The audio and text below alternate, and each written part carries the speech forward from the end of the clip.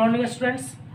कल हम लोगों ने मूल निकालना सीखा था और हमने दो विधि से कल मूल निकालना सिखा दिए थे। आज हम लोग तीसरा विधि पढ़ेंगे पूर्ण वर्ग विधि से। कल हम लोगों ने गुणनखंड विधि और द्विघात सूत्र से कैसे मूल निकाला जाता है उसको हमने सीखा था। आज हम लोग ये तीसरा विधि से पढ़ेंगे कि पूर्ण वर्ग विधि से मूल कैसे ज्ञात किया जाता है। तो देखिए क्वेश्चन कुछ ऐसे पूछेगा आपसे, यदि द्विघात समीकरण मान लेते हैं ये 2x² plus 5x minus 3 is equal to 0, ये द्विघात समीकरण ले लेते हैं। यदि द्विघात समीकरण इतना के मूलों का अस्तित्व है तो पूर्ण वर्ग बनाने की विधि से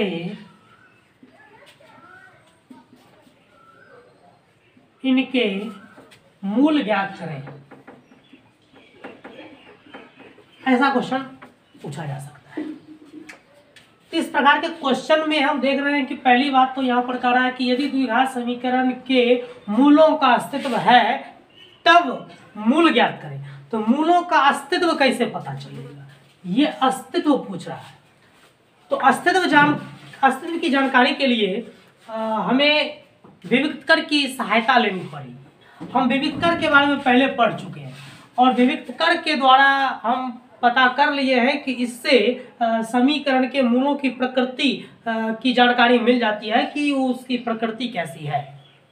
तो तीन स्थिति हमने बताया था। यदि d यानी कि विविक्तकर 0 के बराबर हो जाए तो मूल समान और वास्तविक होता है, दोनों मूल अल्फा और बीटा दोनों बराबर हो जाते हैं।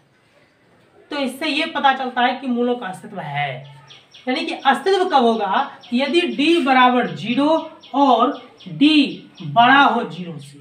अगर d का मान 0 से छोटा आ जाए तो अस्तित्व नहीं होगा। इस स्थिति में अस्तित्व नहीं होता है। अगर विविक्तकर का मान माइनस में आ जाए तो हम कहेंगे कि मूलों का अस्तित्व नहीं है। लेकिन अगर 0 आ जाए d या फिर मान प्लस में आ जाए यानी कि 0 से बड़ा हो जाए तो मूलों का अस्तित्व होगा। तो इसका मतलब है कि मूलों का अस्तित्व होना चाहिए तो d या तो 0 के बराबर होना चाहिए या 0 से बड़ा होना चाहिए। तो पहले हम चेक करेंगे कि इस मूल का अस्तित्व है कि नहीं, और अगर मूलों का अस्तित्व है तो फिर हम उन्हें पूर्ण वर्ग बनाने की विधि से ज्ञात करेंगे। तो पहले हम चेक कर लेते हैं कि मूलों का अस्तित्व है। हमारा समीकरण ऐसा है 2x² plus 5x minus 3 is equal to 0, ये हमारा है द्विघात समीकरण। अब हमको चेक करना है कि अस्तित्व है कि नहीं। तो यहाँ हम देखते हैं कि a मतलब बताया है कि x² का गुणांक a होता है, b क्या होगा तो x का गुणांक और c हो गया अचर राशि।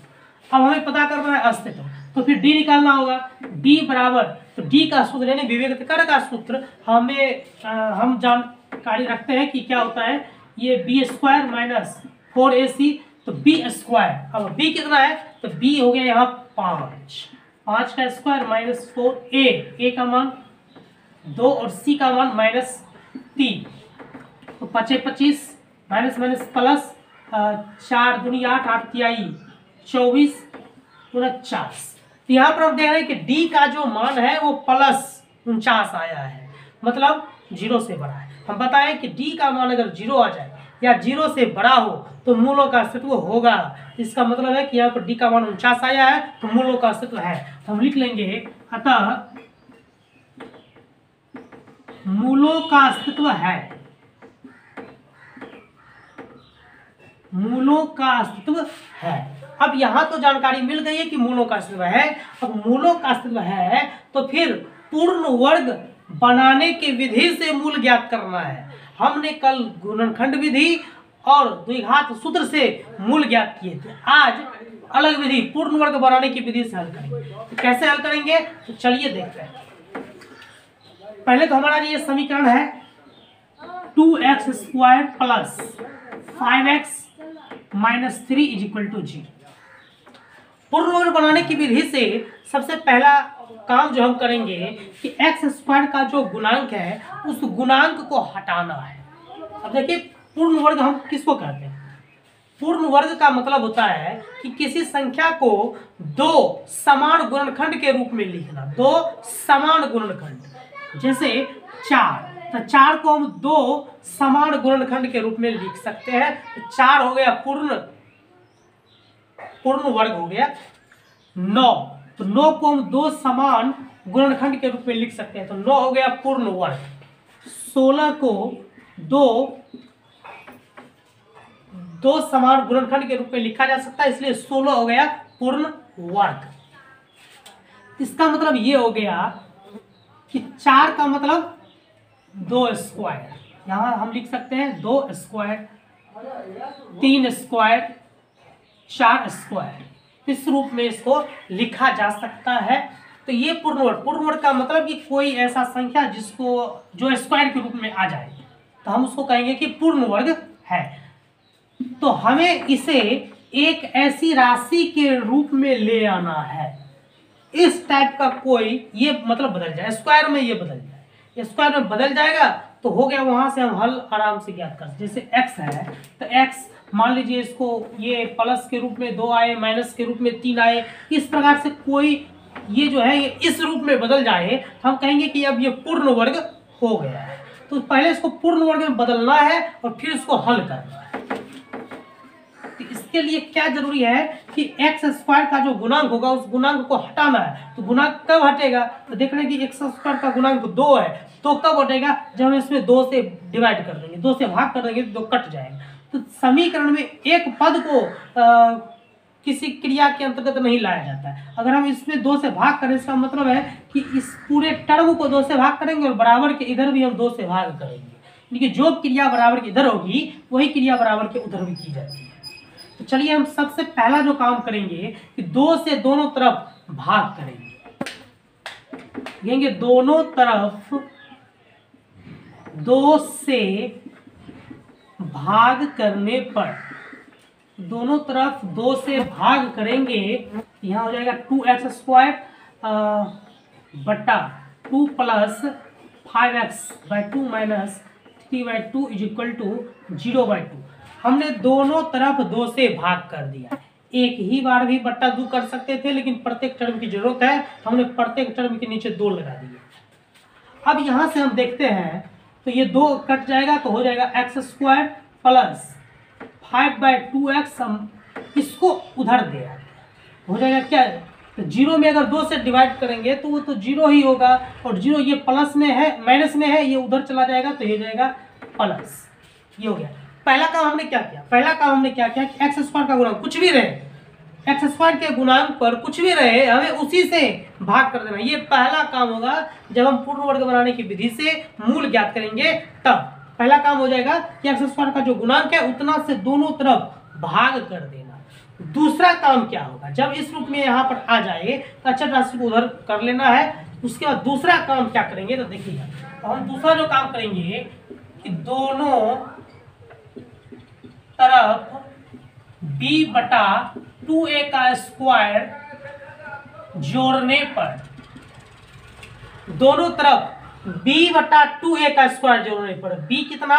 5, 2 और a कितना? तो 2। ये दोनों तरफ हमें जोड़ना है। तो दोनों तरफ आप जोड़ेंगे तो क्या हो जाएगा? यहाँ देखिए x square plus 5/2x plus b/2a। तो b का मान कितना है? b का मान है 5, 2a का मान 2 का स्क्वायर जोड़ने पर बराबर के इधर है 3/2, तो प्लस फिर इतना इधर भी जोड़ेंगे, कितना जोड़ेंगे आदमी की b, तो b कितना है? तो b हो गया यहाँ पर 5, 2 गुना a का स्क्वायर हम जोड़ रहे हैं। अब यहाँ क्या हो जाएगा? तो x square plus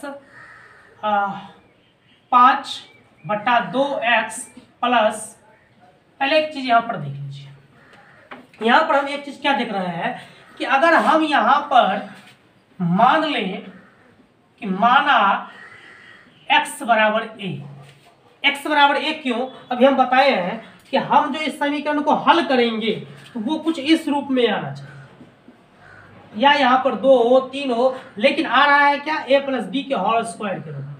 a plus B के होल स्क्वायर में आए या फिर a माइनस बी के होल स्क्वायर में आए, लेकिन आए ये होल स्क्वायर के रूप में। ये कब आएगा, यहाँ पर देख रहे हैं कि 3 टर्म है, और a प्लस बी का होल स्क्वायर को जब हम तोड़ते हैं उसमें भी 3 टर्म आते हैं, a square plus 2ab plus B square. तो उस रूप में क्या ये टर्म आएगा, हम देख रहे हैं ये स्क्वायर में है और ये टर्म भी स्क्वायर के रूप में है।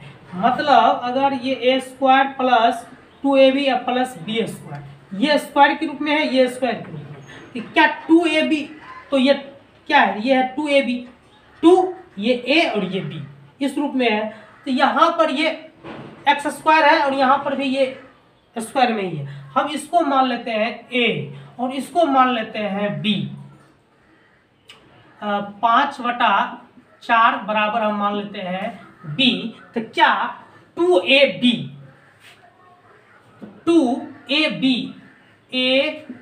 बराबर 2ab ये बनेगा। अगर बनेगा तो इस रूप में ये है, और नहीं बनेगा तो इस रूप में ये नहीं होगा। तो फिर शायद क्वेश्चन कुछ अलग हो जाए। यहाँ पर हम देख रहे हैं 2ab, 2a हम किसको माने हैं, x को, b किसको माने हैं, तो b माने हैं 5/4 को। तो 2 दूनी 4, यहाँ पर आ जाएगा 5/2 x। हम देख रहे हैं कि 5x आ गया, यानी कि 2ab के रूप में। अगर हम इसको a मान लें, इसको b मान लें, तो ये जो टर्म है वो 2ab के रूप में आ रहा है।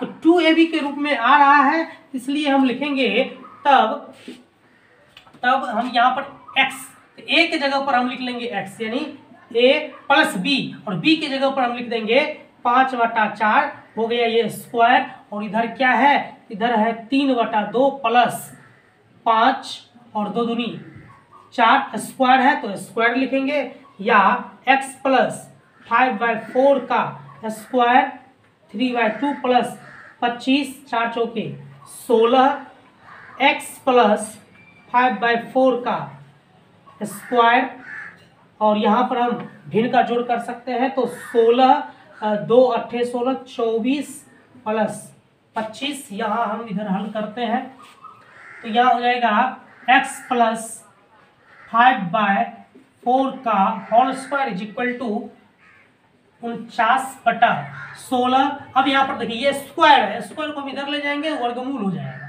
x प्लस 5/4 49/16 का वर्गमूल, 16 का वर्गमूल हो जाएगा। तो 16 का वर्गमूल, वर्गमूल का मतलब वर्गमूल प्लस और माइनस में आता है, प्लस और माइनस में। तो x plus 5/4 is equal two plus minus 49 का वर्गमूल 7 और 16 का वर्गमूल 4। तो यहाँ पर देखिए 2 मूल हो जाएगा, x बराबर 1 प्लस ये तो इधर आ जाएगा, तो ये तो माइनस में ही रहेगा, माइनस 5/4, दूसरा है 1 माइनस, तो माइनस 7/4 और ये माइनस 5/4। तो 7 माइनस 5, 7 में से 5 चला जाएगा तो बचेगा 2/4, और यहाँ माइनस 7 और माइनस 5 तो माइनस 12/4, 1 दूनी 2, 1/2 और 4 तिहाई 12 माइनस 3। तो यहाँ पर जो हमारा मूल आ गया है वो मूल आया है x का मान 1 आया है 1/2 और 1 आया है -3। इस प्रकार से हम यहाँ देख रहे हैं कि ये एक पंक्ति यहाँ हो गया और ये दूसरा। तो यहाँ से हम देखते हैं कि जब इस प्रकार का क्वेश्चन पूछे कि अगर मूलों का अस्तित्व हो तो उन्हें पूर्ण वर्ग बनाने की विधि से हल करें, तो इस प्रकार से हम ज्ञात कर सकते हैं। पहला हमें चेक कर लेना है कि मूलों का अस्तित्व है कि नहीं, पहला काम। और हमने चेक किया है कि d का मान 49 है। अगर d का मान 0 आ जाए या 0 से बड़ा तो मूलों का अस्तित्व है, ये हो गया दूसरा काम। अब वहां के बाद क्या करेंगे कि पूर्ण वर्ग बनाने की विधि से हल ज्ञात करेंगे। पहले तो हम समीकरण लिख लिए, उसके बाद हमको देखना है एक्स स्क्वायर का गुणांक कितना है। एक्स स्क्वायर का जितना भी गुणांक हो उतना से ही समीकरण के दोनों पक्षों को भाग कर देना है। अब दोनों पक्षों को हम भाग करेंगे, हमारा समीकरण इस प्रकार से आ जाएगा। जैसा भी हो, जो भी समीकरण हो, अब ऐसा आ जाएगा तो दूसरा काम हम क्या करना है हमें कि दूसरा काम में हमें करना है कि दोनों तरफ b/2a का स्क्वायर जोड़ना है। b/2a का स्क्वायर जोड़ देंगे और इसको जब हल करेंगे तो यहाँ हमें देखेंगे कि कुछ इस प्रकार से आएगा। हमें ये चेक करना है कि क्या ये a+b के होल स्क्वायर में आएगा या a-b के होल स्क्वायर में आएगा। हम चेक कर लेंगे, मान लेंगे चूंकि ये स्क्वायर में है और यहाँ भी स्क्वायर में है तो दूगो तो स्क्वायर है ही, तो एगो हम a मान लेंगे एगो b मान लेंगे। तब देखेंगे कि क्या ये a और ये b माने हैं तो क्या ये दोनों मिलकर के 2ab बना रहा है। अगर 2ab बना रहा है तो हो गया a-b का होल स्क्वायर या फिर a+b का होल स्क्वायर आ जाएगा। हमने यहाँ पर चेक किया तो 2ab के रूप में ये है और जब 2ab के रूप में है तो ये a+b का होल स्क्वायर हो जाएगा क्योंकि सारा मान इसमें प्लस में ही है, इसलिए a+b का होल स्क्वायर बराबर जितना है ये। अब इसको हल करेंगे तो हमारा मान इस प्रकार से आ जाएगा। तो इस प्रकार से पूर्ण वर्ग बनाने की विधि से समीकरण के मूल ज्ञात कर लिया जाता है। तो अब इस प्रकार से आप और भी समीकरण को आप हल कर लेंगे। आज के लिए बस इतना ही।